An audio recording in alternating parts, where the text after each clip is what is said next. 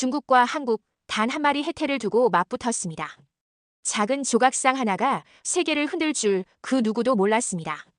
중국은 우리 것이다라 주장했고 한국은 해태는 우리의 문화유산이라 단호히 맞섰습니다. 잠깐, 시력이 안 좋으신 분들은 지금 안경을 준비해 주세요. 이후 화면에 나올 장면은 그냥 지나치기엔 너무 디테일합니다. 순식간에 불붙은 논쟁은 SNS와 해외 언론을 타고 전 세계로 퍼져나갔습니다. 혹시 이 이야기가 흥미로우셨다면 좋아요와 구독, 알림 설정도 부탁드릴게요. 하지만 모두가 예상 못한 장면이 찾아왔습니다. 등 돌린 양국이 서로의 이야기를 듣기 시작한 겁니다.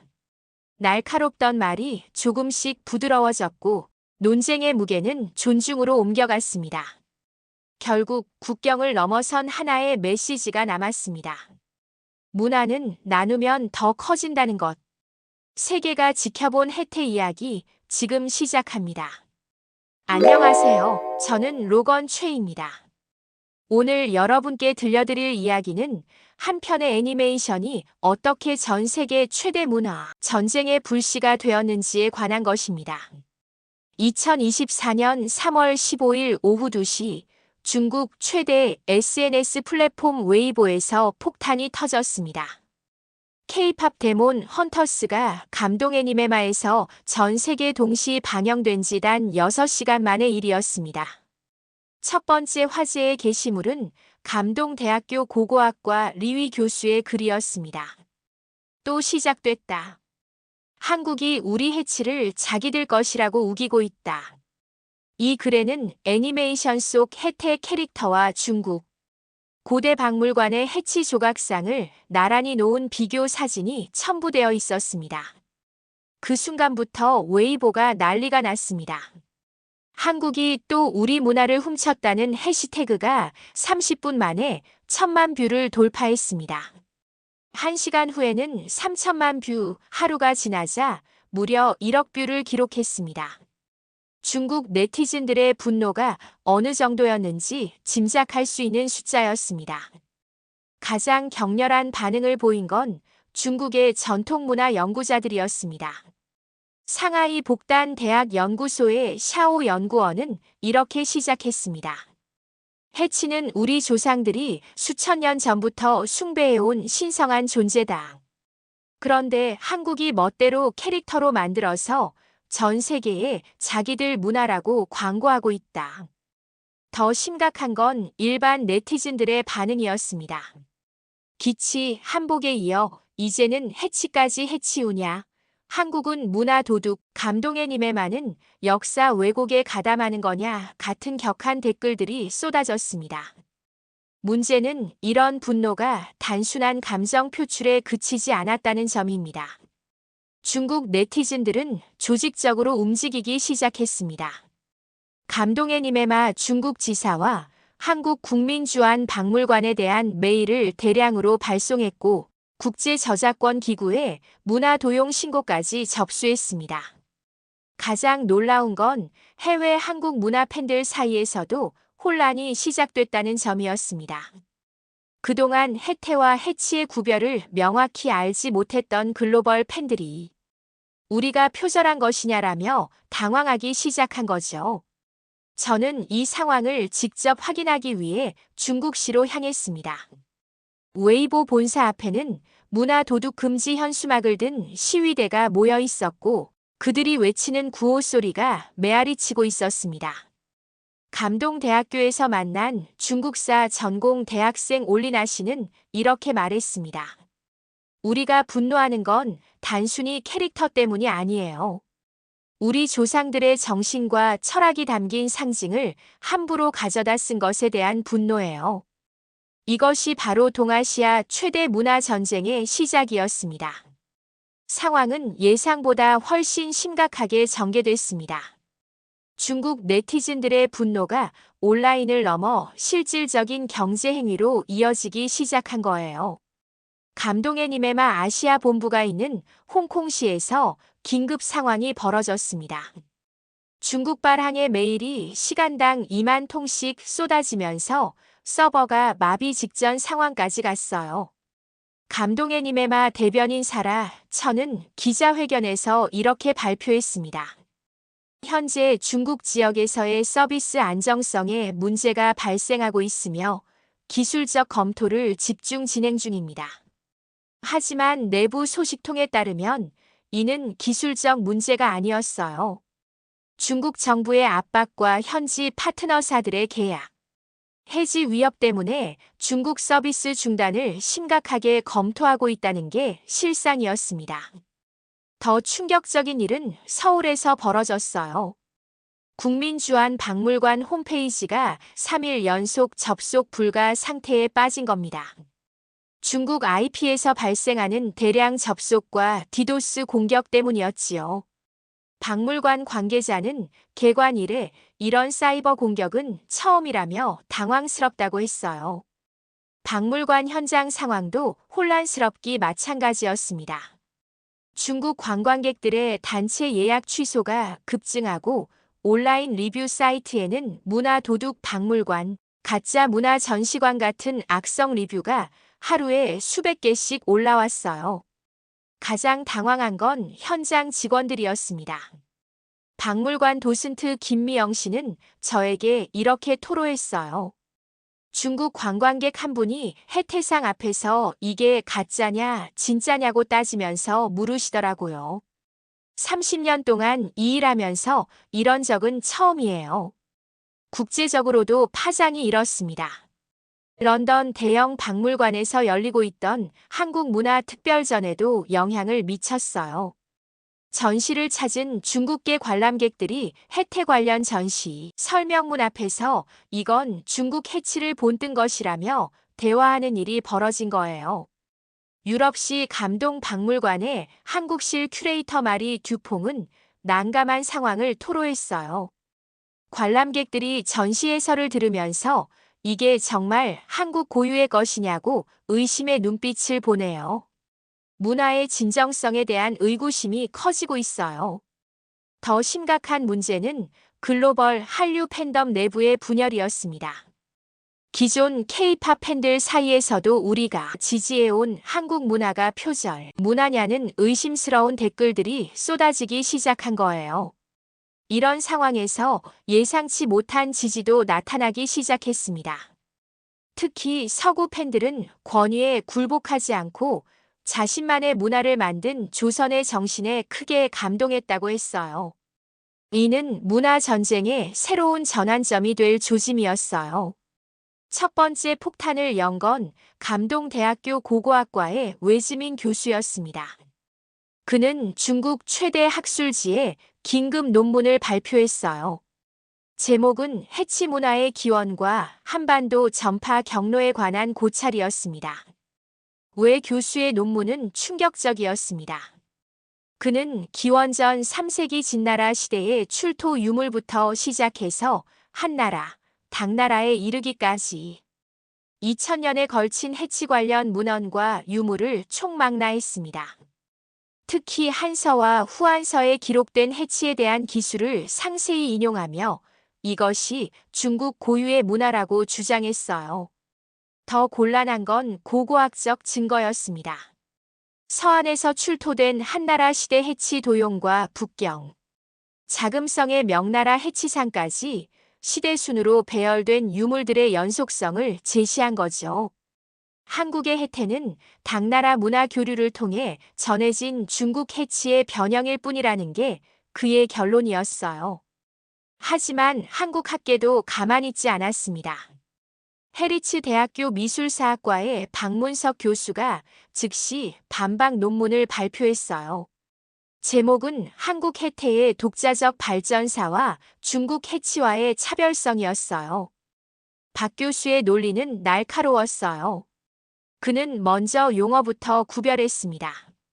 중국에서는 단순히 해치라고 불렀지만 한국에서는 해태라는 독자적 표기를 사용해왔다면서 언어학적 차이점부터 지적한 거예요. 더 중요한 건 형태학적 분석이었어요. 박 교수는 조선 전기부터 근대까지의 해태상 142점을 조사한 결과를 공개했어요. 그 결과 한국의 해태는 중국 해치와 명확히 구별되는 세 가지 특징이 있다고 주장했습니다. 첫째, 뿔의 유무였어요. 중국 해치는 이마 중앙에 뚜렷한 외뿔이 있지만 한국 해태는 뿔이 없거나 매우 작게 표현된다는 점이었지요. 둘째는 몸체의 형태였습니다. 중국 해치가 사자나 기린에 가까운 모습이면 한국 해태는 사자에 가까운 형태라는 거예요. 셋째가 가장 결정적이었습니다. 상징적 의미의 차이예요. 박 교수는 조선왕 조실록을 인용하며 한국에서 해태는 단순한 상서로운 동물이 아니라 올곧함에 대한 염원과 법정 정신을 담은 존재로 자리 잡았다고 주장했어요. 이 논문이 발표되자 중국 학계는 매우 격렬하게 반발했습니다. 칭화대학 역사학과의 리선한 교수는 형태의 차이는 지역적 변형일 뿐 본질적으로는 같은 문화적 기원을 갖는다며 맞받아쳤어요. 논쟁은 국제학계로도 번졌습니다. 하버드 대학 동아시아학과에서 긴급 심포지엄이 열렸고 옥스퍼드 대학에서는 동아시아 신화 동물의 문화 간 전파라는 주제로 특별 세미나가 개최됐어요.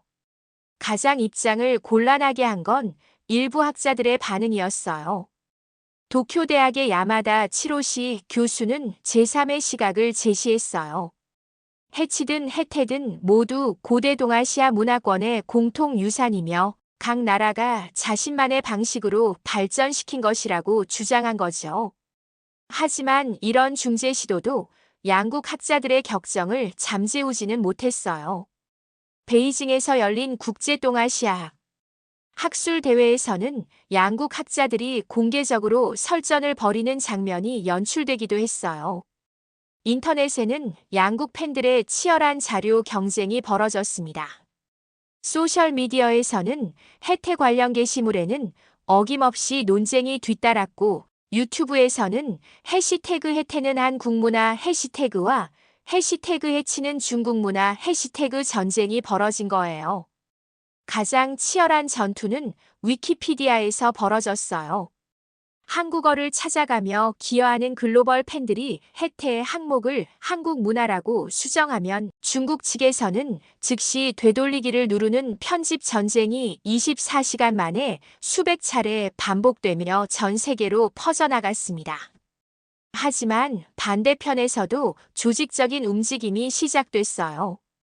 중국계 팬들을 중심으로 해시태그 RESPCTCHINESECULTURE 캠페인이 시작된 거예요. 런던에 거주하는 중국계 영국인 리유 이팽 씨가 주도한 이 캠페인은 문화의 기원을 존중하자는 메시지를 내걸었습니다. 가장 치열한 전선은 레딧이었어요. KPF 데몬 헌터스 공식 서브레딧에서는 매일 수백 개의 게시물이 올라오는데 댓글 수가 수천 개씩 달리는 대논쟁이 벌어졌습니다. 한편에서는 조선왕 조실록의 해태 기록을 인용하고 다른 편에서는 한서의 해치 기록을 반박 자료로 제시하는 치열한 공방이 이어진 거예요. 더 복잡한 건 지역별로 팬덤의 성향이 갈리기 시작했다는 점이었어요. 북미와 유럽 팬들은 대체로 로건 최 감독을 지지하는 쪽이었고 동남아시아 팬들은 중립적 입장을, 그리고 중국과 화교권 팬들은 중국 쪽을 지지하는 양상을 보였어요. 특히 미국 중부 팬들의 반응이 격렬했습니다. 해태 캐릭터에 감동했던 시카고의 마이클 존슨 씨는 자신의 페이스북에 장문의 글을 올렸어요. 해태가 정의를 상징한다면 지금 로건 최 감독에게 일어나는 일이야말로 부정의입니다. 우리는 그를 지켜야 해요. 이 글이 중부 커뮤니티에서 큰 반향을 일으켰어요. 평소 K-팝이나 한국 문화에 관심이 없던 사람들까지도 표현의 자유, 창작의 권리라는 관점에서 로건 최 감독을 지지하기 시작한 거예요.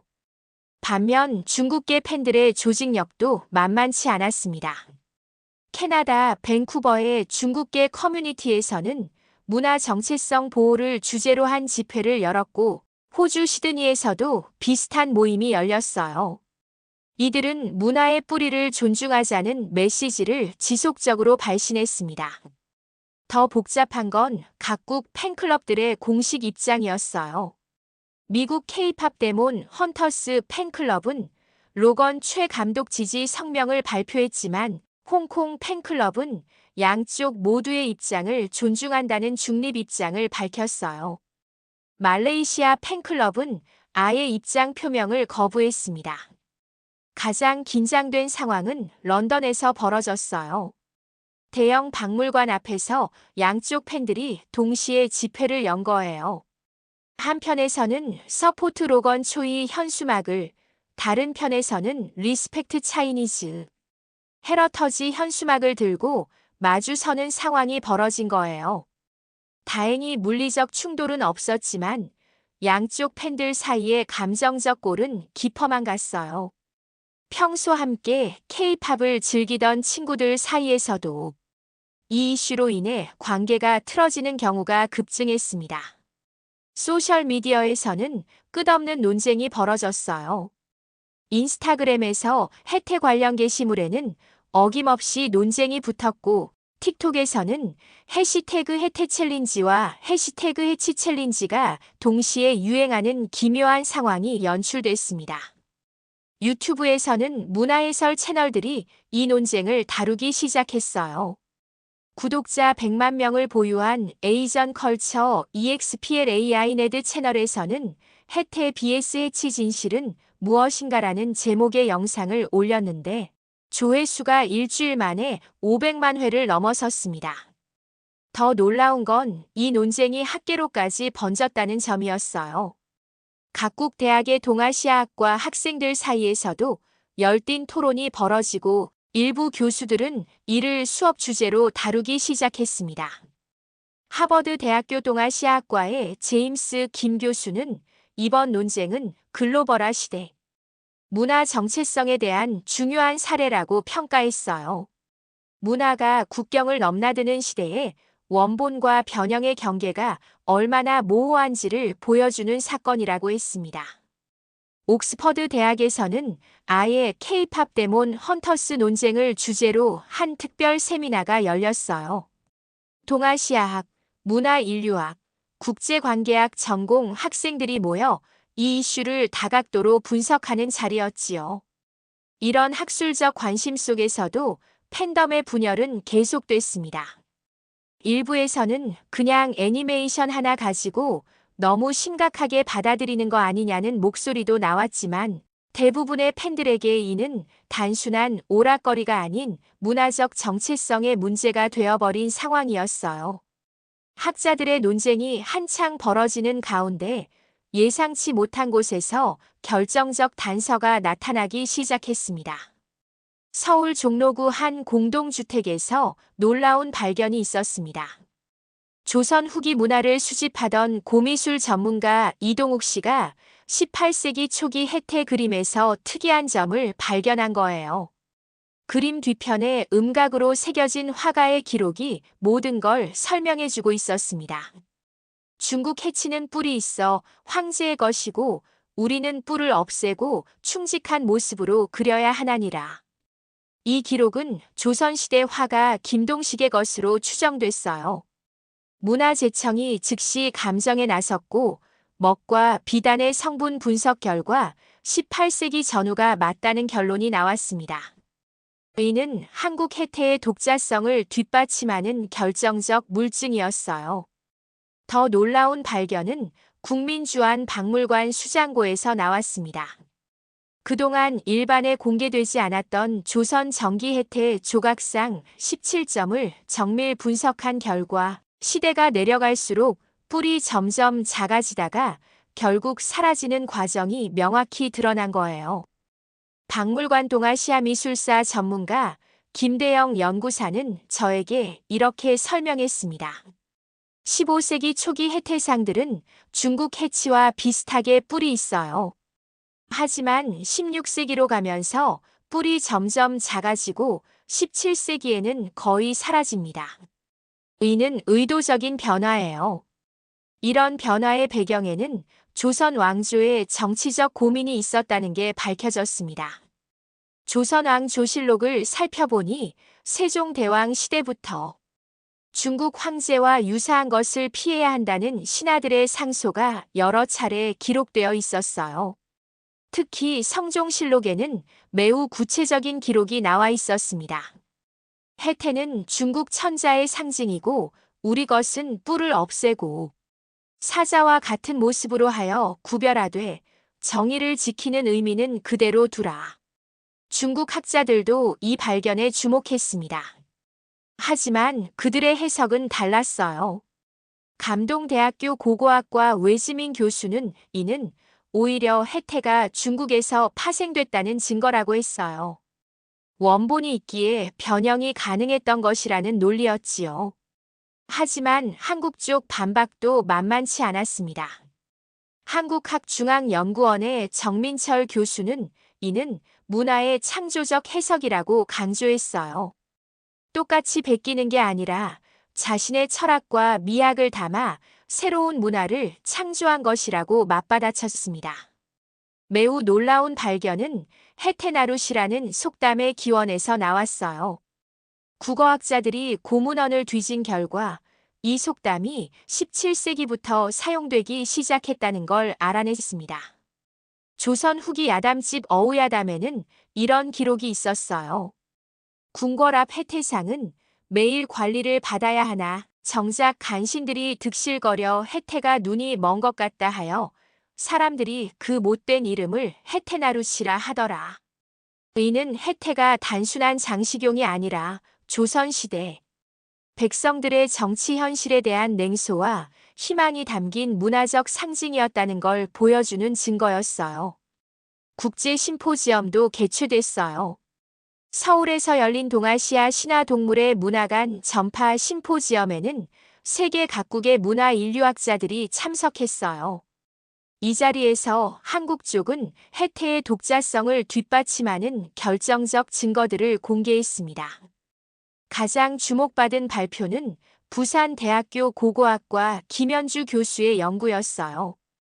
경주 불국사에서 발견된 통일신라시대의 석조물에서 해태와 유사한 형태의 조각을 발견했다는 거예요. 이는 한국의 해태 문화가 백제시대부터 독자적으로 발전해왔을 가능성을 시사하는 중요한 단서였습니다. 해외 학자들의 반응도 놀라웠어요. 독일 베를린 훔볼트 대학의 하일리 뮬러 교수는 문화의 전파와 토착화는 별개의 문제라고 평가했어요. 설령 중국에서 전해진 것이라 해도 그것이 한국의 땅에서 자리 잡은 시간 동안 그것은 새로운 문화가 된다고 했어요. 프랑스 파리 7대학의 마리 뒤플레 교수도 비슷한 견해를 밝혔어요. 뿔의 제거는 단순한 형태 변화가 아니라 정치적, 문화적 의미의 변화를 담고 있다. 이는 한국만의 독창적 해석이라고 평가했습니다. 하지만 논쟁은 계속됐어요.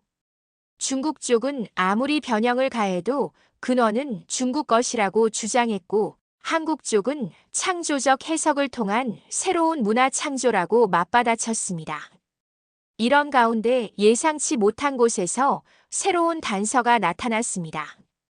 바로 글로벌 팬들이었어요. 뿔 유무의 차이와 그 배경을 알게 된 해외 팬들이 이건 완전히 다른 해태라며 한국 쪽을 지지하기 시작한 거예요. 특히 서구 팬들은 권위에 굴복하지 않고 자신만의 문화를 만든 조선의 정신에 크게 감동했다고 했어요. 이는 문화 전쟁의 새로운 전환점이 될 조짐이었습니다. 문화 전쟁의 한복판에서 가장 큰 타격을 받은 건 로건 최 감독이었습니다. 하루아침에 그는 동아시아 문화 갈등의 중심 인물이 되어버린 거예요. 부산에 있는 그의 집 앞에는 연일 시위대가 몰렸습니다. 중국계 부산 거주자들이 문화 도둑 금지 현수막을 들고 항해 시위를 벌인 거예요.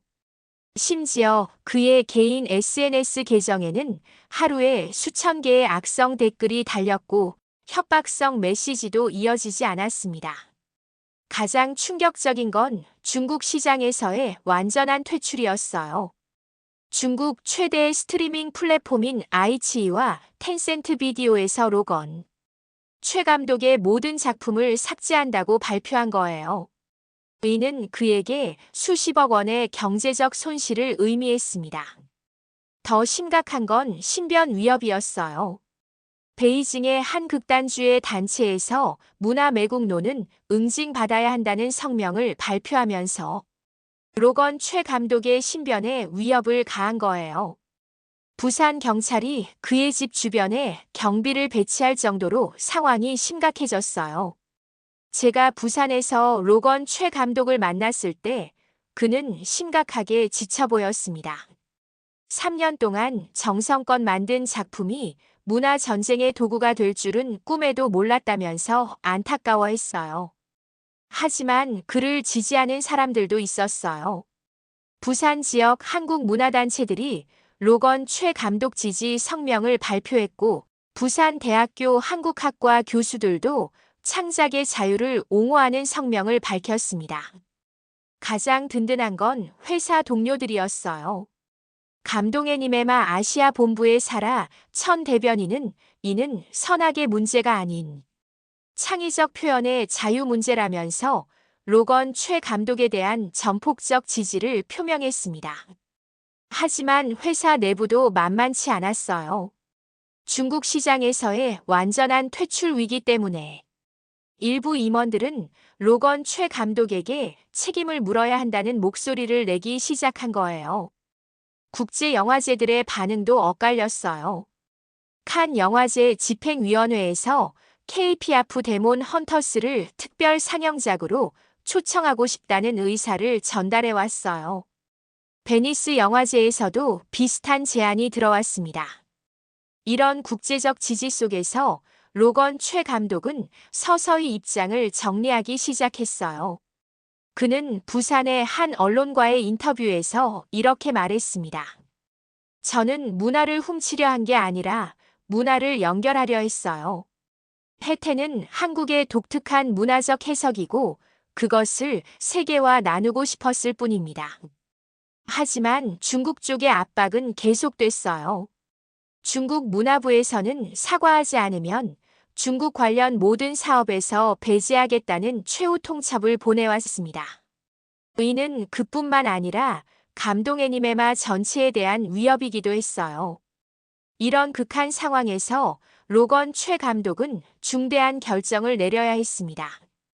굴복하고 사과할 것인가 아니면 끝까지 자신의 창작 철학을 지킬 것인가의 기로에 선 거예요. 그 순간 예상치 못한 곳에서 결정적 지지가 나타나기 시작했습니다. 바로 전 세계의 K-팝 데몬 헌터스 팬들이었어요. 그들이 시작한 해시태그 STANDWITHLOGANCHOI 캠페인이 소셜미디어를 통해 전 세계로 확산되기 시작한 거예요. 로건 최 감독을 향한 압박이 거세지는 가운데 전 세계 팬덤에서는 전혀 다른 분위기가 일어나기 시작했습니다. 해시태그 STANDWITHLOGANCHOI 캠페인이 시작된 건 댈러스에 사는 한국계 미국인 대학생 김지한 씨의 트위터 게시물에서였습니다. 로건 최 감독은 문화 도둑이 아니라 문화 연결자입니다. 해태와 해치의 차이를 모르는 사람들이 진정성을 훼손하고 있어요. 이 게시물이 24시간 만에 50만 리트윗을 기록하며 전 세계로 퍼져나갔습니다. 하지만 반대편에서도 조직적인 움직임이 시작됐어요.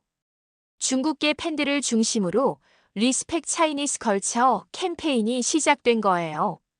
런던에 거주하는 중국계 영국인 리유 이팽 씨가 주도한 이 캠페인은 문화의 기원을 존중하자는 메시지를 내걸었습니다. 가장 치열한 전선은 레딧이었어요. KPF 데몬 헌터스 공식 서브레딧에서는 매일 수백 개의 게시물이 올라오는데 댓글 수가 수천 개씩 달리는 대논쟁이 벌어졌습니다. 한편에서는 조선왕 조실록의 해태 기록을 인용하고 다른 편에서는 한서의 해치 기록을 반박 자료로 제시하는 치열한 공방이 이어진 거예요. 더 놀라운 건 젊은 세대들의 창의적 대응이었어요. 틱톡에서는 드로우 해태 챌린지가 전 세계적으로 유행하기 시작한 거예요. 중국 해치와 한국 해태를 각각 그려서 비교하는 이 챌린지에는 중국과 한국 젊은이들도 함께 참여하기 시작했습니다. 감동대학교 미술학과 학생 리메이지 씨와 해리츠 대학교 미술학과 학생 김지혜 씨가 공동으로 올린 작품이 특히 화제가 됐어요. 중국 해치와 한국 해태가 함께 춤추는 모습을 그린 이 그림에는 문화는 경쟁이 아닌 조화라는 메시지가 담겨 있었습니다. 학계에서도 변화가 일어났어요. 하버드 대학교 동아시아학과에서 주최한 국제학술회의에서 중국의 외지민 교수와 한국의 박문석 교수가 놀라운 공동 발표를 한 거예요. 두 교수는 해치와 해태 문화 전파의 다양성 연구라는 제목으로 서로의 연구 결과를 인정하면서도 각각의 독창성을 존중하는 새로운 관점을 제시했어요. 외 교수는 해태는 한국의 땅에서 자생한 독창적 문화라고 인정했고, 박 교수는 중국 해치의 영향을 부정할 수는 없다고 받아들였습니다.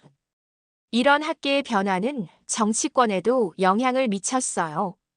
한중 문화장관 회담에서 양국은 문화의 다양성과 창조성을 인정한다는 공동 성명을 발표했습니다. 더 나아가 해치-해태 문화 교류 프로그램을 공동으로 추진하기로 합의했어요. 국제문화기구에서도 긍정적 변화가 있었어요. 한국과 중국이 각각 신청한 해태와 해치 문화 등재에 대해 공동 등재를 검토해보자는 제안이 나온 거예요. 이는 분쟁을 상생으로 바꾸는 역사적 사례가 될 수 있었습니다. 변화의 시작점은 유럽시에서였어요. 감동박물관에서 열린 동아시아 신화동물 특별전에서 놀라운 일이 벌어진 거예요. 중국의 해치와 한국의 해태를 나란히 전시한 이 전시회에 연일 관람객이 몰렸습니다. 가장 놀라운 건 관람객들의 반응이었어요. 처음에는 어느 쪽이 진짜냐고 묻던 사람들이 점점 둘 다 매력적이라는 반응을 보이기 시작한 거예요. 런던에서 온 관광객 제임스 윌슨 씨는 심지어 둘 다 즐기면 안 되나요라고 말했습니다. 더 놀라운 변화는 젊은 세대에서 일어났어요. 유럽과 미국의 20대들 사이에서 We are beautiful 해시태그가 유행하기 시작한 거예요. 그들은 해치와 해태의 차이점을 인정하면서도 둘 다 멋진 문화적 자산이라고 받아들이기 시작한 거예요. 틱톡에서는 새로운 트렌드가 생겨났습니다. 중국 해치와 한국 해태를 각각 그려서 비교하는 드로우 해태 챌린지가 전 세계적으로 유행한 거예요. 놀랍게도 이 챌린지에는 중국과 한국 젊은이들도 함께 참여하기 시작했습니다. 이런 변화 속에서 가장 상징적인 일이 로건 최 감독에게서 일어났어요. 그는 부산에서 기자회견을 열고 K-팝 데몬 헌터스 시즌 2에서는 중국 해치도 등장시키겠다고 발표한 거예요. 문화는 서로를 배척하는 게 아니라 어우러지는 것이라는 게 그의 설명이었습니다. 더 놀라운 건 중국 쪽의 반응이었어요. 그동안 로건 최 감독을 맹비난했던 중국 네티즌들 사이에서도 이제 화해할 때가 됐다는 목소리가 나오기 시작한 거예요. 심지어 베이징의 한 애니메이션 스튜디오에서 협업 제안을 보내오기도 했어요. 감동 애니메마 내부 상황도 복잡했어요. 아시아 콘텐츠 담당 임원들 사이에서는 로건 최 감독과의 계약 해지를 검토해야 한다는 목소리가 나왔지만 글로벌 시장을 담당하는 임원들은 오히려 이 논쟁이 작품의 인지도를 높였다며 지지를 표명했어요. 국민주안박물관에서도 변화가 일어났어요. 한중 신화동물 비교 전시회를 기획하고 중국 국가박물관에 유물 대여를 요청한 거예요. 놀랍게도 중국 국가박물관에서 긍정적 답변이 왔습니다. 전시회 개막식에는 양국 관계자들이 참석했어요. 중국 국가박물관 관장 웬춘팡 씨는 문화는 나누면 나눌수록 풍성해진다고 말했습니다. 한국국민주안박물관 관장 박기동 씨도 차이를 인정하는 것이 진정한 문화 교류의 시작이라고 화답했어요. 글로벌 팬덤에서도 화해 분위기가 조성됐어요. 런던에서 열린 KPF 데몬 헌터스 국제 팬 미팅에는 중국계, 한국계를 비롯해 전 세계 팬들이 모였어요. 이들은 해치와 혜태 코스프레를 함께하며 화합을 도모했습니다. 국제문화기구에서도 긍정적 변화가 있었어요. 한국과 중국이 각각 신청한 혜태와 해치 문화 등재에 대해 공동 등재를 검토해보자는 제안이 나온 거예요. 이는 분쟁을 상생으로 바꾸는 역사적 사례가 될 수 있었습니다. 문화 전쟁이 문화 다양성의 축제로 바뀌는 가운데 전 세계 사람들이 중국의 해치와 한국의 혜태를 모두 사랑하게 됐고, 이를 통해 동아시아 문화에 대한 관심이 폭증했습니다. 가장 의미 있는 변화는 교육 현장에서 일어났어요. 전 세계 대학의 동아시아 학과에서 해치-혜태 사례를 문화 간 이해와 화해의 모범 사례로 가르치기 시작한 거예요. 하버드 대학교 동아시아학과의 제임스 김 교수는 이번 사건은 글로벌 시대, 문화 갈등을 어떻게 상생으로 바꿀 수 있는지 보여주는 훌륭한 교육 자료라고 평가했어요. 문화가 국경을 넘나드는 시대에 원본과 변형의 경계가 얼마나 모호한지를 보여주는 사건이라고 했습니다. 옥스퍼드 대학에서는 아예 K-팝 데몬 헌터스 논쟁을 주제로 한 특별 세미나가 열렸어요. 동아시아학, 문화인류학, 국제관계학 전공 학생들이 모여 이 이슈를 다각도로 분석하는 자리였지요. 이런 학술적 관심 속에서도 팬덤의 분열은 계속됐습니다. 일부에서는 그냥 애니메이션 하나 가지고 너무 심각하게 받아들이는 거 아니냐는 목소리도 나왔지만, 대부분의 팬들에게 이는 단순한 오락거리가 아닌 문화적 정체성의 문제가 되어버린 상황이었어요. 그런데 전혀 예상치 못한 곳에서 결정적 단서가 나타났습니다. 바로 일본이었어요. 도쿄 국립박물관의 한 연구원이 창고를 정리하던 중 놀라운 발견을 했어요. 에도 시대 초기인 17세기에 제작된 것으로 보이는 조선 혜태 그림 두루마리가 발견된 거예요. 그림 여백에는 일본어로 된 설명이 적혀 있었습니다. 조선국 혜태도 조선인이 말하길 중국 해치와는 달리 뿌리 없어 온화하고 백성을 사랑하는 마음을 담았다 함. 이 발견은 국제적으로 큰 주목을 받았어요. 일본이라는 제3국의 기록이 한국 혜태의 독자성을 뒷받침하는 객관적 증거가 된 거였지요. 더욱이 이 기록이 17세기라는 것은 그 시대부터 이미 해치와 혜태가 구별되어 인식됐다는 걸 의미했습니다. 중국 학자들도 이 발견에 크게 동요했어요.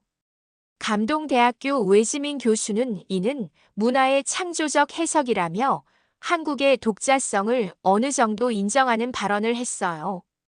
다만 기원은 여전히 중국이라는 입장을 유지했지만 말이에요. 더 놀라운 발견이 이어졌습니다. 베트남 하노이의 한 사찰에서 15세기 후기로 추정되는 석조 조각상이 발견된 거예요. 이 조각상은 중국 해치도 한국 혜태도 아닌 베트남만의 독특한 형태를 하고 있었습니다. 뿔은 있지만 매우 작고 몸체는 사자보다는 호랑이에 가까웠어요. 태국 방콕에서도 비슷한 발견이 있었어요. 아유타야 시대 사원에서 발견된 수호신상은 코끼리 머리에 사자 몸통을 한 독특한 형태였는데, 현지에서는 이를 정의의 수호자라고 불렀다고 해요. 이런 발견들은 동아시아 전체의 패러다임을 바꿔놓았어요. 해치나 혜태 같은 정의의 수호신 개념이 중국에서 시작되어 각 지역으로 전파되면서 각 문화권에서 독자적으로 발전했다는 새로운 이론이 등장한 거예요. 서울대학교 고고학과 김민수 교수는 이를 문화 전파의 나무 모델이라고 명명했어요. 하나의 뿌리에서 시작된 문화가 각 지역의 토양에서 서로 다른 가지와 잎을 틔워내는 것처럼 정의의 수호신 개념도 각 문화권에서 고유한 형태로 발전했다는 이론이었죠. 이 이론은 국제학계에서 큰 호응을 얻었어요. 문화 기원의 단일성과 발전의 다양성을 동시에 인정하는 균형 잡힌 관점이라는 평가를 받았습니다. 중국 측에서도 이 이론에 대해 긍정적 반응을 보였어요. 베이징 대학교 역사학과 리시안 교수는 문화의 뿌리를 인정하면서도 각 지역의 창의성을 존중하는 지혜로운 접근이라고 평가했습니다. 한국 측도 마찬가지였어요. 문화재청은 이제 해태를 중국에서 전해진 문화가 한국에서 독자적으로 발전한 한국 고유의 문화, 자산이라고 공식 정의하게 됐어요. 이런 학술적 합의는 정치적 차원에서도 영향을 미쳤어요. 한중 정상회담에서 양국 정상은 문화의 기원을 인정하되 각국의 창의적 발전을 존중한다는 원칙에 합의했습니다. 더 나아가 동아시아 문화 공동체 구상까지 논의되기 시작했어요. 중국, 한국, 일본, 베트남, 태국 등이 참여하는 정의의 수호신 문화권이라는 개념이 제시된 거예요. 이 과정에서 로건 최 감독의 역할도 재평가됐어요. 그는 단순히 논란을 일으킨 사람이 아니라 동아시아 문화 대화의 촉매 역할을 한 인물로 인식되기 시작했습니다. 로건 최 감독은 부산에서 열린 기자회견에서 이렇게 말했어요. 처음엔 두려웠지만 이 논쟁을 통해 우리가 얼마나 깊이 연결되어 있는지 알게 됐습니다. 문화는 벽을 만드는 게 아니라 다리를 놓는 거예요. 국제 영화제들도 이 이야기에 주목하기 시작했어요. 칸 영화제에서는 문화 갈등과 화해를 다룬 다큐멘터리 부문 특별상을 신설했고, 베니스 영화제에서도 K-팝 데몬 헌터스를 문화 다양성 작품으로 특별 초청했습니다. 더욱 의미 있는 건 교육 차원의 변화였어요. 유네스코에서는 해치-해태 사례를 문화 갈등 해결의 모범 사례로 선정하고 이를 전 세계 교육 과정에 포함하기로 결정했어요. 전 세계 박물관들도 동참했어요. 뉴욕 메트로폴리탄 박물관, 런던 대형 박물관, 파리 루브르 박물관 등에서 동아시아 수호신 특별전을 개최하기로 했습니다. 각국의 다양한 수호신 문화를 비교, 전시하는 이 특별전은 문화 다양성의 아름다움을 보여주는 장이 될 예정이었어요. 가장 감동적인 변화는 젊은 세대에서 일어났어요. 전 세계 젊은이들이 자신들의 문화 속 수호신을 찾아 소개하는 해시태그 MYGUARDIANCHALLENG가 유행하기 시작한 거예요. 인도의 가네샤, 이집트의 스핑크스, 그리스의 그리핀, 북유럽의 발키리까지 전 세계 젊은이들이 자신들의 문화유산을 자랑스럽게 소개하기 시작했습니다. 문화전쟁이 문화축제로 바뀌는 놀라운 전환점이었어요.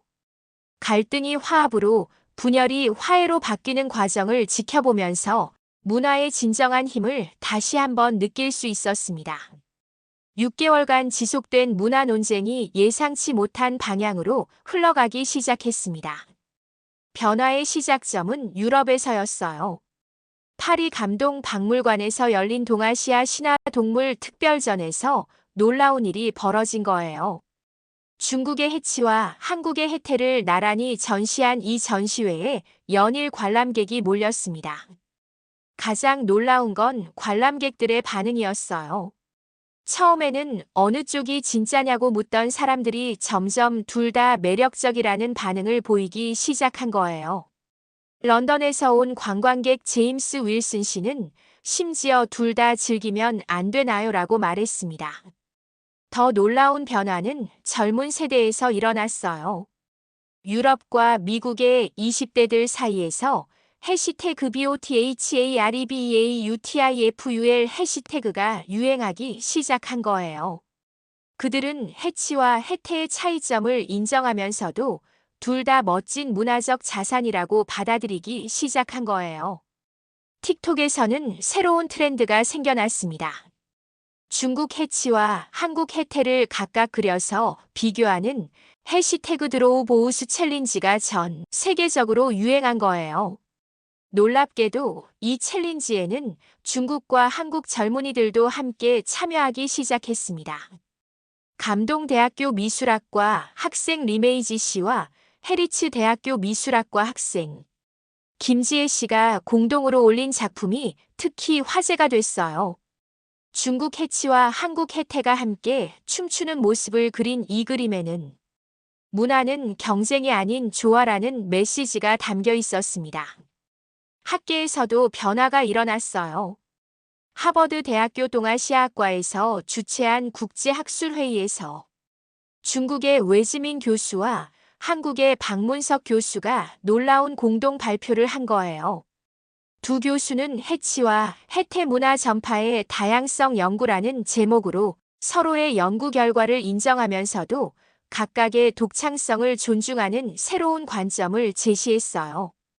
왜 교수는 해태는 한국의 땅에서 자생한 독창적 문화라고 인정했고, 박 교수는 중국 해치의 영향을 부정할 수는 없다고 받아들였습니다. 이런 학계의 변화는 정치권에도 영향을 미쳤어요. 한중 문화장관 회담에서 양국은 문화의 다양성과 창조성을 인정한다는 공동 성명을 발표했습니다. 더 나아가 해치-해태 문화 교류 프로그램을 공동으로 추진하기로 합의했어요. 국제문화기구에서도 긍정적 변화가 있었어요. 한국과 중국이 각각 신청한 해태와 해치 문화 등재에 대해 공동 등재를 검토해보자는 제안이 나온 거예요. 이는 분쟁을 상생으로 바꾸는 역사적 사례가 될 수 있었습니다. 국민주안박물관에서도 변화가 일어났어요. 한중 신화 동물 비교 전시회를 기획하고 중국 국가박물관에 유물 대여를 요청한 거예요. 놀랍게도 중국 국가박물관에서 긍정적 답변이 왔습니다. 전시회 개막식에는 양국 관계자들이 참석했어요. 중국 국가박물관 관장 웬춘팡 씨는 문화는 나누면 나눌수록 풍성해진다고 말했습니다. 한국 국민주안박물관 관장 박기동 씨도 차이를 인정하는 것이 진정한 문화 교류의 시작이라고 화답했어요. 글로벌 팬덤에서도 화해 분위기가 조성됐어요. 런던에서 열린 KPF 데몬 헌터스 국제 팬 미팅에는 중국계, 한국계를 비롯해 전 세계 팬들이 모였어요. 이들은 해치와 해태 코스프레를 함께하며 화합을 도모했습니다. 가장 상징적인 변화는 로건 최 감독에게서 일어났어요. 그는 부산에서 기자회견을 열고 KPF 데몬 헌터스 시즌 2에서는 중국 해치도 등장시키겠다고 발표한 거예요. 문화는 서로를 배척하는 게 아니라 어우러지는 것이라는 게 그의 설명이었습니다. 더 놀라운 건 중국 쪽의 반응이었어요. 그동안 로건 최 감독을 맹비난했던 중국 네티즌들 사이에서도 이제 화해할 때가 됐다는 목소리가 나오기 시작한 거예요. 심지어 베이징의 한 애니메이션 스튜디오에서 협업 제안을 보내오기도 했어요. 감동 애니메마 내부 상황도 복잡했어요. 아시아 콘텐츠 담당 임원들 사이에서는 로건 최 감독과의 계약 해지를 검토해야 한다는 목소리가 나왔지만 글로벌 시장을 담당하는 임원들은 오히려 이 논쟁이 작품의 인지도를 높였다며 지지를 표명했어요. 문화부에서도 입장을 정리했어요. 문화체육관광부는 긴급 대처회의를 소집하고 해태 문화 독창성 추진 프로젝트를 발표했습니다. 이는 단순한 학술 연구를 넘어서 국가적 차원의 문화주권 수호 의지였습니다. 프로젝트의 핵심은 전국의 산재한 해태상에 대한 전면적 조사였어요. 문화체육관광부는 전국 17개 시도의 조사단을 파견해서 조선시대부터 현재까지의 해태상 1247점을 정밀 조사하기로 했습니다. 이는 한국문화재 조사 역사상 최대 규모였어요. 조사단장을 맡은 국민문화재연구소의 이승화 박사는 저에게 이렇게 말했습니다. 우리는 감정에 휩쓸리는 게 아니라 과학적 증거로 승부하겠습니다. 해태의 독창성을 명확히 입증할 겁니다. 가장 먼저 주목받은 건 경북 경주 일대에서 발견된 해태상이었어요.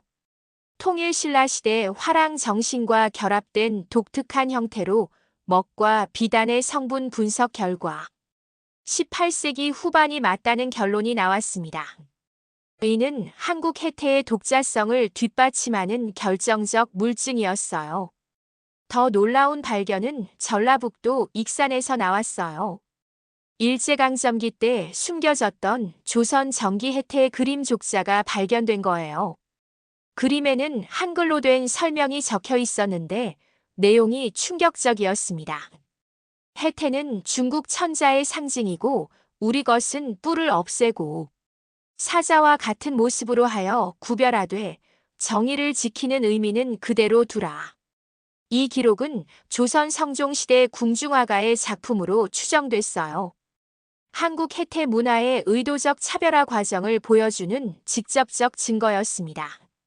중국 측에서도 움직임이 있었어요. 베이징 대학교 고고학과에서는 즉시 반박 연구를 시작했고 옥스퍼드 대학에서는 동아시아 신화 동물의 문화간 전파라는 주제로 특별 세미나가 개최됐어요. 하지만 논쟁은 이어졌어요.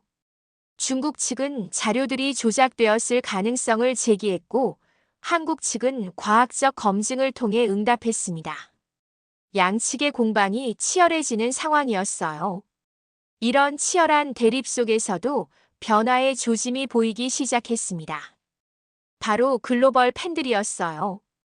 뿔 유무의 차이와 그 배경을 알게 된 해외 팬들이 이건 완전히 다른 해태라며 한국 쪽을 지지하기 시작한 거예요. 특히 서구 팬들은 권위에 굴복하지 않고 자신만의 문화를 만든 조선의 정신에 크게 감동했다고 했어요. 이는 문화 전쟁의 새로운 전환점이 될 조짐이었습니다. 6개월간의 치열한 논쟁을 통해 우리가 얻은 건 단순한 승부를 넘어선 문화에 대한 깊은 성찰이었습니다. 갈등이 이해로, 대립이 대화로 바뀌는 과정에서 문화의 본질을 다시 생각해 볼 수 있었어요. 갈등이 절정에 달했을 때 예상치 못한 곳에서 화해의 신호가 나타났습니다. 중국이 새로운 카드를 꺼냈어요. 베이징 대학교에서 놀라운 발견이 있었다고 발표한 거예요. 8세기 동안 분실됐던 당나라 시대 해치 그림이 발견됐는데 그 그림 속에는 중국 해치와는 전혀 다른 모습의 수호신이 그려져 있었어요. 이는 중국에서도 해치가 다양한 형태로 발전했다는 걸 보여주는 증거였습니다. 더욱 놀라운 건 그림에 적힌 설명이었어요. 해치의 형태는 지역마다 다르니 각각의 특징을 살려 그릴 것이라고 적혀 있었던 거예요. 이는 당시에도 문화적 다양성을 인정했다는 걸 의미했습니다. 중국 측 태도가 급변했어요. 베이징 대학교 외지민 교수는 긴급 기자회견을 열고 이렇게 발표했습니다. 우리는 해치의 기원을 주장했지만 각 지역의 독창적 발전을 무시한 건 아닙니다. 한국의 해태는 분명 독자적 가치가 있어요. 한국 측도 화답했습니다. 서울대학교 박문석 교수는 중국 해치의 영향을 완전히 부정할 수는 없지만 한국에서의 독창적 발전 과정은 인정받아야 한다고 말했어요. 양측이 한 발씩 물러서는 분위기가 조성된 거였지요. 이런 변화의 배경에는 글로벌 여론의 압력이 있었어요.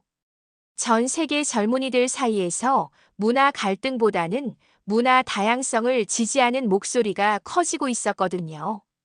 해시태그 CULTURISNOTWAR 해시태그가 전 세계적으로 확산되면서 양국 모두 입장 변화를 모색하지 않을 수 없었습니다. 결정적 변화는 유엔에서 일어났어요. 유네스코 문화다양성위원회에서 해치-해태 갈등을 문화 갈등 해결의 모범 사례로 만들자는 제안이 나온 거예요. 양국이 서로의 문화적 기여를 인정하면서도 각자의 독창성을 존중하는 새로운 모델을 제시하자는 거였죠.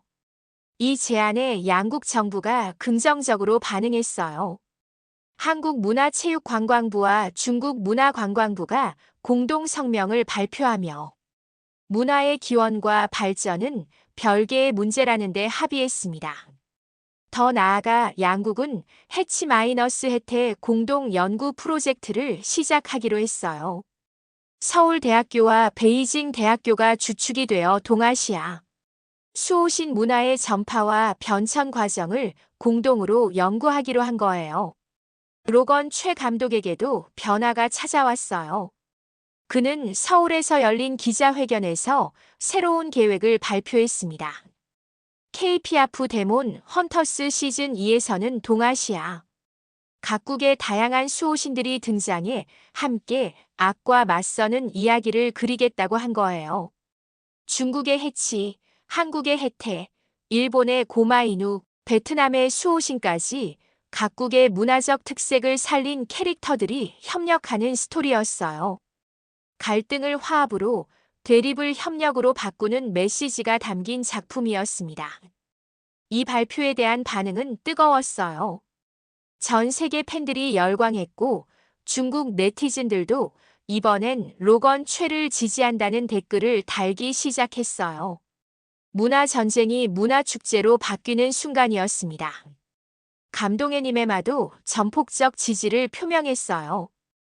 회사는 로건 최 감독과의 계약을 연장하고 새로운 시즌 제작에 역대 최대 규모의 예산을 투입하기로 결정했습니다.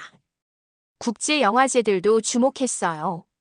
칸 영화제는 문화화해 특별상을 신설해 로건 최 감독에게 수여하기로 했고, 베니스 영화제는 K-팝 데몬 헌터스를 개막작으로 선정했어요. 더욱 의미 있는 변화는 교육 현장에서 일어났어요. 전 세계 대학들이 해치-해태 사례를 문화 갈등 해결의 모범으로 가르치기 시작한 거예요. 하버드, 옥스퍼드, 도쿄대, 베이징대 등에서 관련 강의가 개설됐습니다. 박물관들도 동참했어요. 뉴욕 메트로폴리탄 박물관은 동아시아 수호신 특별전을 개최했고, 런던 대형 박물관도 비슷한 전시를 기획했어요. 각국의 수호신 문화를 비교 전시하며 문화의 다양성을 보여주는 자리였습니다. 가장 감동적인 장면은 서울에서 벌어졌어요. 국민주안박물관에서 열린 한중 수호신 문화공동 전시회 개막식에서 중국 국가박물관장과 한국 국민주안박물관장이 악수를 나누는 모습이 전 세계에 중계됐어요. 두 관장은 공동 성명을 발표했습니다. 문화는 나누면 나눌수록 풍성해집니다. 우리는 차이를 인정하고 다양성을 축하합니다. 글로벌 팬덤에서도 화해 분위기가 완전히 자리 잡았어요. 해시태그 UNITYTHR5UGHDIVERSITY 해시태그가 세계적으로 유행하며 각국 팬들이 서로의 문화를 존중하고 배우는 분위기가 조성됐습니다. 특히 젊은 세대들의 변화가 인상적이었어요. 중국과 한국의 20대들이 서로의 문화를 배우기 위해 교환학생을 지원하는 사례가 급증했고, 양국 간 문화 교류 프로그램 신청자가 폭증했어요. 소셜미디어에서도 놀라운 변화가 일어났어요. 해치와 해태를 함께 그리는 해시태그 드로우 투게더 챌린지가 유행하며 양국 젊은이들이 협력해서 작품을 만드는 사례가 늘어났습니다. 이 과정에서 새로운 우정도 많이 탄생했어요. 중국 베이징의 리메이지 씨와 한국 서울의 김지혜 씨가 온라인에서 만나 공동 작품을 만들기 시작한 게 대표적 사례였어요. 두 사람은 해치와 해태가 함께 평화를 지키는 웹툰을 연재하기 시작했습니다. 문화부 차원에서도 제도적 변화가 있었어요. 한중 문화교류 협정이 새롭게 체결되며 양국 간 문화 콘텐츠 공동 제작을 지원하는 기금이 설립됐어요. 교육 분야에서도 의미 있는 진전이 있었어요. 양국 대학이 공동으로 동아시아 문화학과를 신설하고 학생들이 양국을 오가며 공부할 수 있는 프로그램을 만들었습니다. 기업들도 이 변화에 동참했어요.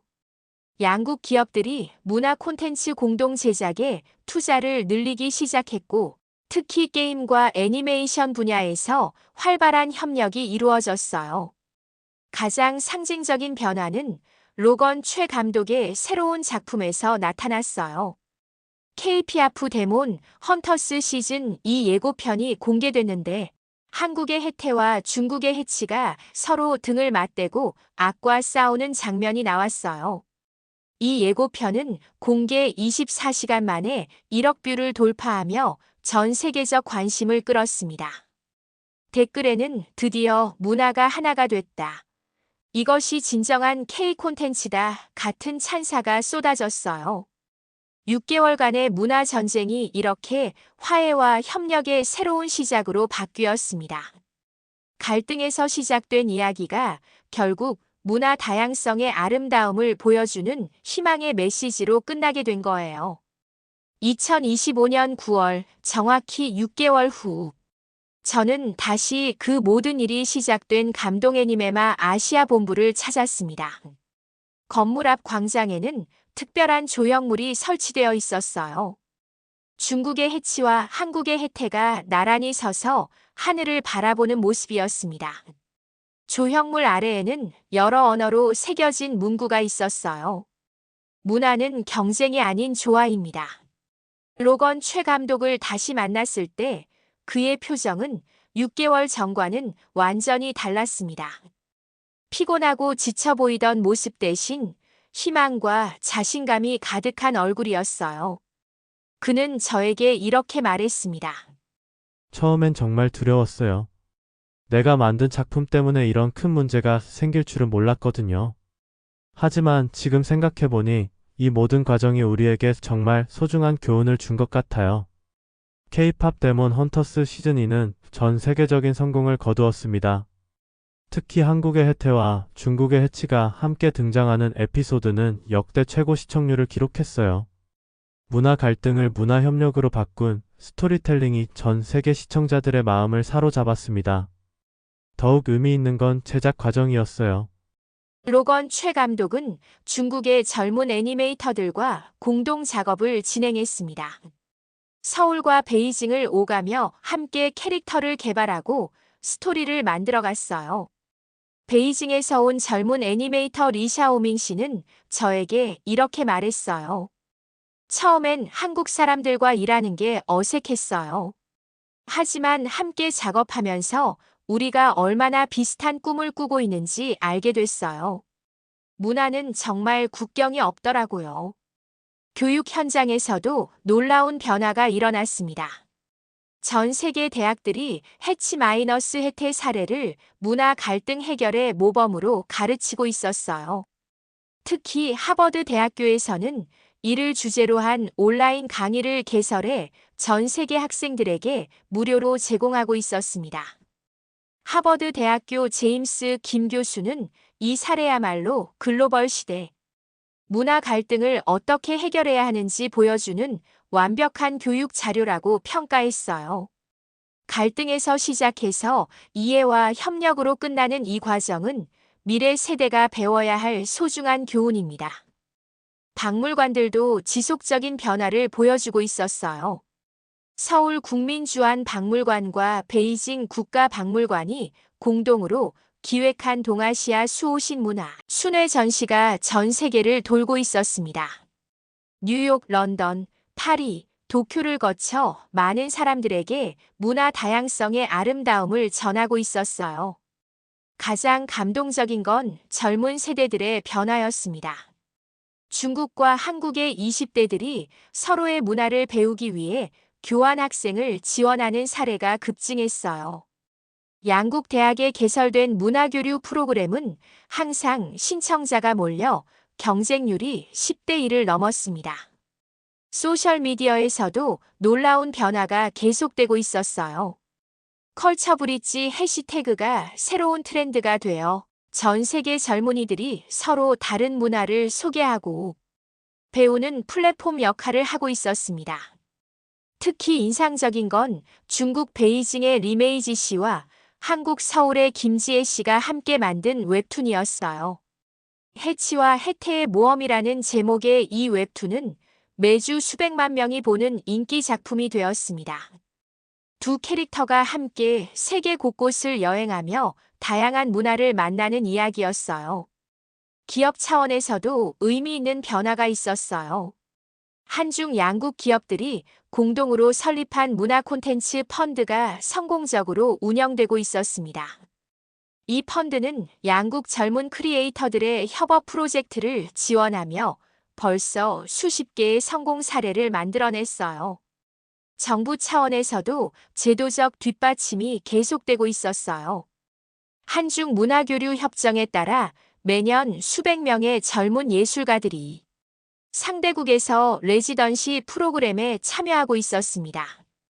이들이 만든 작품들은 양국 문화의 새로운 융합을 보여주는 소중한 결과물이었어요. 국제기구에서도 이 사례에 주목하고 있었습니다. 유네스코는 해치-혜태 화해 과정을 문화 갈등 해결의 모범 사례로 선정하고 이를 전 세계에 확산시키기 위한 프로그램을 시작했어요. 문화 다양성 교육의 핵심 사례로 활용되고 있었습니다. 가장 놀라운 변화는 로건 최 감독 개인에게도 일어났어요. 그는 이제 단순한 애니메이션 감독이 아닌 문화 화해의 상징적 인물이 되었습니다. 각종 국제 문화 포럼에 초청받아 강연을 하고 젊은 크리에이터들에게 조언을 주는 멘토 역할을 하고 있었어요. 그는 저에게 이렇게 말했습니다. 예술가로서 가장 보람된 건 내 작품이 사람들을 감동시키는 거라고 생각했어요. 하지만 이번 일을 통해 알게 된 건 예술이 사람들을 이어주고 화해시킬 수 있다는 거예요. 이보다 더 큰 보람이 어디 있겠어요. 감동애님의마도 큰 변화를 겪었어요. 회사는 문화 다양성을 핵심 가치로 내세우며 전 세계의 다양한 문화를 배경으로 한 콘텐츠 제작에 투자를 늘렸습니다. K-팝 데몬 헌터스의 성공에 힘입어 아프리카, 남미, 중동 등 다양한 지역의 신화와 전설을 소재로 한 작품들을 기획하고 있었어요. 팬덤 문화에서도 지속적인 변화가 일어나고 있었습니다. 전 세계 팬들이 서로 다른 문화를 존중하고 배우는 것이 새로운 트렌드가 되었어요. K-팝 팬들이 중국 전통 음악을 배우고 중국 팬들이 한국 전통 춤을 익히는 모습을 소셜미디어에서 쉽게 볼 수 있었습니다. 이런 변화는 다른 문화 분야로도 확산되고 있었어요. 요리, 패션, 언어 등 다양한 영역에서 문화 교류가 활발해졌습니다. 특히 젊은 세대들은 자신의 문화를 자랑스럽게 소개하면서도 다른 문화에 대한 호기심과 존중을 보여주고 있었어요. 학술 분야에서도 새로운 연구 방향이 제시되고 있었습니다. 문화 갈등학이라는 새로운 학문 분야가 등장했고 해치-혜태 사례는 이 분야의 대표적 연구 주제가 되었어요. 전 세계 대학에서 관련 연구가 활발히 진행되고 있었습니다. 저는 이 모든 변화를 지켜보면서 깊은 감동을 받았어요. 하나의 애니메이션에서 시작된 작은 논쟁이 전 세계적인 문화 화해의 물결로 번져나간 거였으니까요. 마지막으로 로건 최 감독에게 물었습니다. 이 모든 일을 겪고 나서 가장 크게 깨달은 점이 무엇이냐고요. 그는 잠시 생각하더니 이렇게 답했어요. 문화는 누구의 소유물이 아니라는 거예요. 문화는 강물과 같아서 여러 지류에서 흘러온 물들이 합쳐져서 더 큰 강을 이루는 거예요. 중국의 해치든 한국의 혜태든 그 모든 것이 인류 공동의 소중한 자산이라는 걸 깨달았어요. 그의 말을 들으며 저는 이 긴 여정이 주는 의미를 다시 한번 생각해 보았습니다. 갈등에서 시작된 이야기가 결국 이해와 화해로 끝났다는 것, 그리고 그 과정에서 모든 사람이 더 성숙해졌다는 것이 가장 큰 성과였어요. 지금 전 세계 어린이들은 중국의 해치와 한국의 해태를 모두 사랑하며 자라고 있습니다. 이것이야말로 이 모든 논란이 가져다 준 가장 아름다운 결과가 아닐까요? 해태 전쟁이라고 불렸던 이 사건은 이제 해태화해로 기억되고 있습니다. 갈등이 아닌 조화를, 대립이 아닌 협력을 보여준 소중한 사례로 말이에요. 그리고 이 이야기는 지금도 전 세계 곳곳에서 새로운 문화 교류의 영감이 되어 계속 이어지고 있습니다. 지금까지 해태 전쟁 사연, 갈등에서 화해로 이어진 놀라운 이야기였습니다. 하나의 애니메이션에서 시작된 논쟁이 결국 문화 다양성을 이해하고 존중하는 아름다운 결말로 이어졌죠. 중국의 해치와 한국의 해태, 이제는 전 세계가 두 문화를 모두 사랑하고 있습니다. 오늘 영상 어떠셨나요? 긴 시간 함께 해주셔서 감사하고 도움이 되셨다면 좋아요와 구독, 알림 설정 부탁드립니다. 감동시네마 이제 막을 내리겠습니다.